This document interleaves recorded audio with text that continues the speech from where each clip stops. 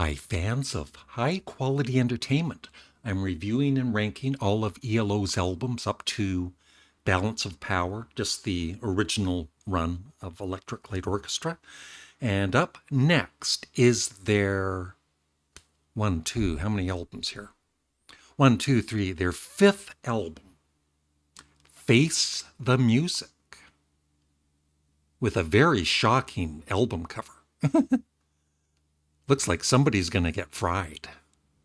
And there's the back cover, which I love. And I didn't realize this, but they're actually looking at the electric chair or somebody being electrocuted. But you might notice, reading up on this, that there's Richard Tandy there. He didn't like the premise of the photo, so he's not looking. There they are.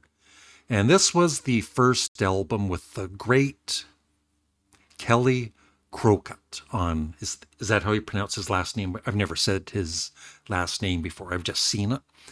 But, of course, on bass and some vocals, and, of course, lots of background vocals.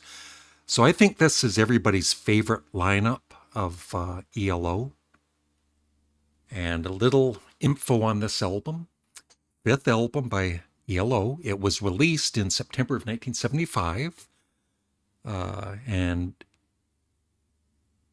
in the US, and November in the UK.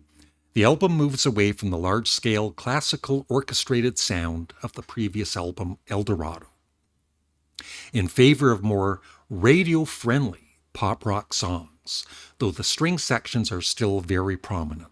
The new sound proved successful for the group, for Face the Music was the first ELO album to go platinum. Way to go, Jeff Lynne and ELO. And yeah, it definitely is a more commercial album, and this is how ELO would kind of be for almost the rest of their original run. Not that they wouldn't experiment a little bit.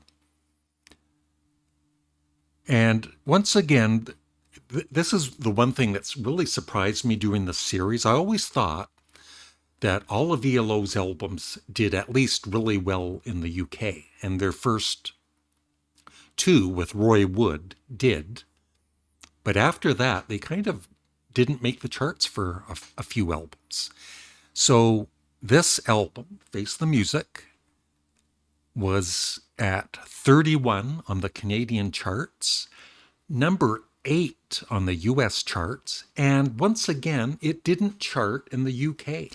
Yeah, and the big hits on this album were Evil Woman and Strange Magic, and Evil Woman was a big hit in the UK and, of course, the US, but like I said, it's just kind of odd that the album never charted. So I don't like this album I don't love this album as much as El Dorado, which I love. But I do like it more than On the Third Day. It's kind of in between. It's almost like in between those albums for my rating.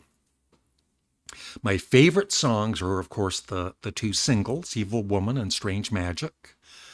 Night Rider's really good. I really like all of the songs. And the other song that I really love is the closing song, One Summer Dream. It's just a beautiful song, really nice vocals by Jeff. And Kelly, of course, does the lead vocals on Poker, and he does some of the vocals with Jeff on Night Rider. And yeah, Poker's a real, for ELO, it's a pretty fast-paced, heavy song. Really good. The first song, Fire on High, is just like almost like the El Dorado opening track with the orchestra, but it's longer, some acoustic guitar and everything. It's a very good opening track. And the album flows pretty nicely. I do like it. And so this one was kind of hard for me to rate with the muffins. So I decided I'm going to give it, 4 muffins. It deserves 4 muffins. It's a very entertaining album. and I don't dislike any of the songs. And in my ranking, it goes in between No Answer and On the Third Day in fourth place. Yeah, it's a very good album. And upcoming are more albums that I know better than these.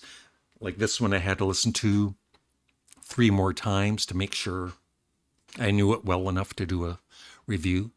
And yeah, Out of the Blue, no, sorry,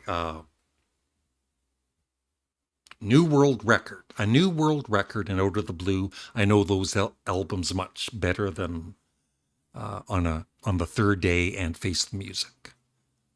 So stay tuned for those reviews because they're going to be a bit more positive. Even though this was a pretty positive review, 4 muffins out of 5 is pretty good. Thanks for watching. Please remember to like the video and leave a comment below and have a great day. Bye.